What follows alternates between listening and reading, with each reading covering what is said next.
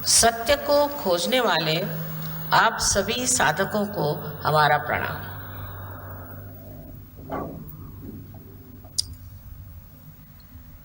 सत्य के बारे में एक बात जाननी चाहिए कि सत्य है वहाँ ही है, उसे आप बदल नहीं सकते, उसका आप वर्णन नहीं कर सकते। और सबसे तो बड़ी बात यह है कि सत्य जो है वो असत्य के साथ किसी तरह का भी मिलाप नहीं कर सकता, कॉम्प्रोमाइज नहीं कर सकता। ये बड़ी समझने की बात है।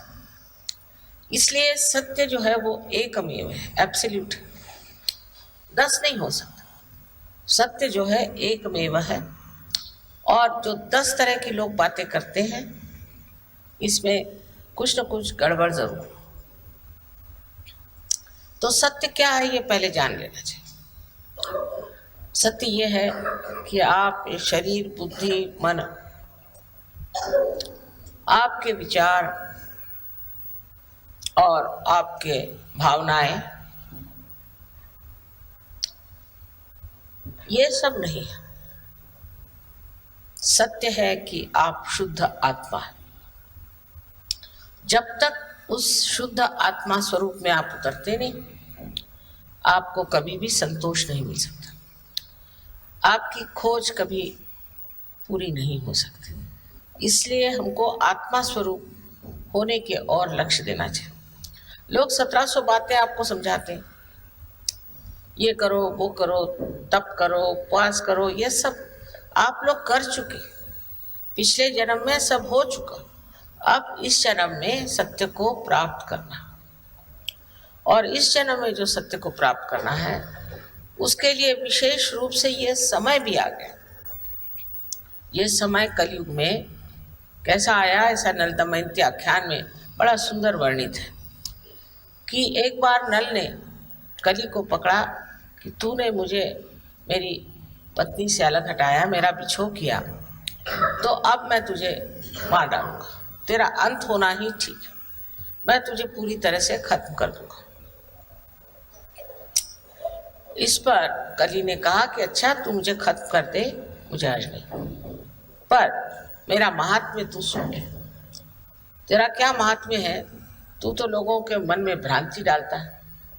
कल मेरा महात्म्य है कि कलयुग में जब मेरा राज होगा तब लोग भ्रांति में जाएंगे और अनेक तरह के लोग उन्हें भ्रांति में डालेंगे।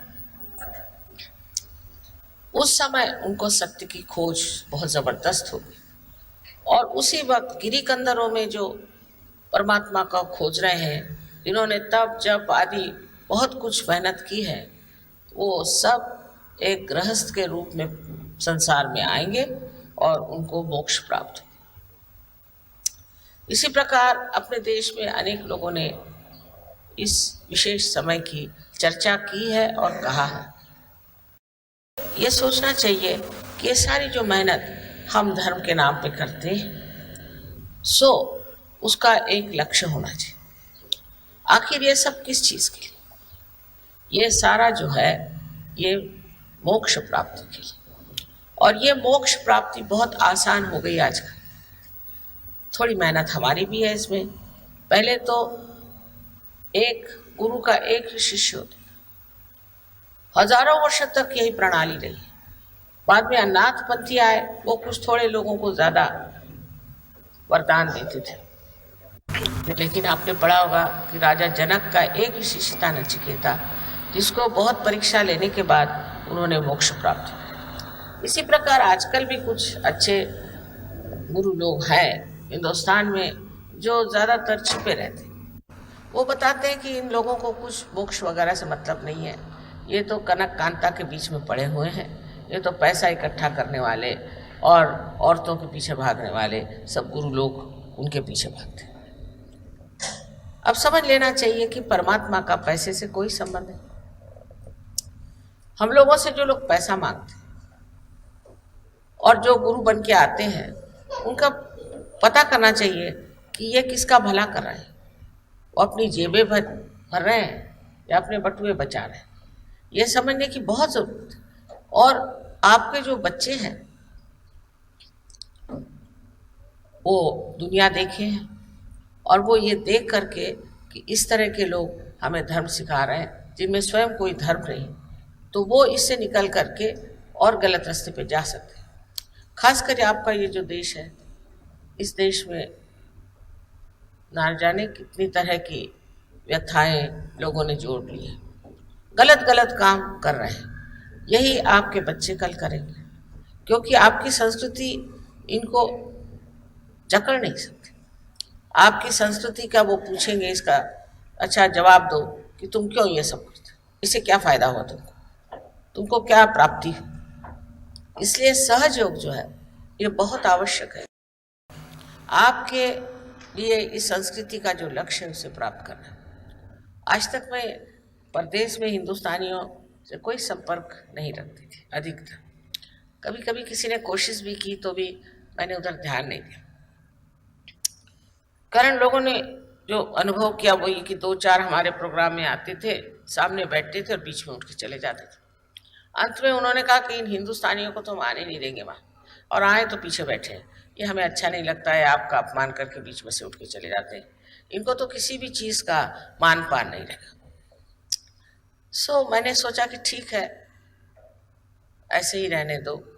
पर उसके बाद किसी ने मुझसे कहा कि सोचते ठीक नहीं, वहाँ हर जगह हिंदुस्तानी जो है वो आपको मानेगा और ज़रूर सहयोग का लाभ उन्हें होना चाहिए, आखिर वो लोग क्यों रह जाए। मैंने कहा इसमें ज़बरदस्ती तो हो नहीं सकती, जो लोग इसे लेना चाहें और पाना चाहें वही इसमें आ सकते हैं। आश्चर्य की बात है कि सहज में सारा ही कार्य सहज, मानिए आपके अंदर कुंडलिनी नाम की शक्ति है। आप लोगों ने सुना हो या न सुना हो, यह अपना बड़ा पुराना शास्त्र है, और उस शास्त्र के अनुसार आपके अंदर बसी हुई ये शक्ति जागृत कर देने से आप में संत बना जाता है।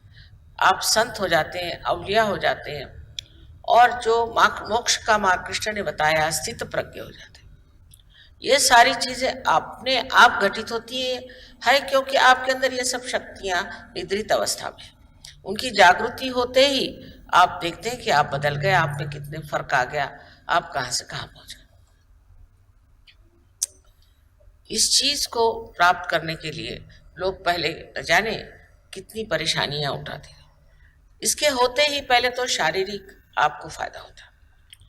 जैसे ही ये शक्ति उठती है तो वो जा करके चारों तरफ छाई हुई इस चैतन्य सृष्टि को मिल जाती है।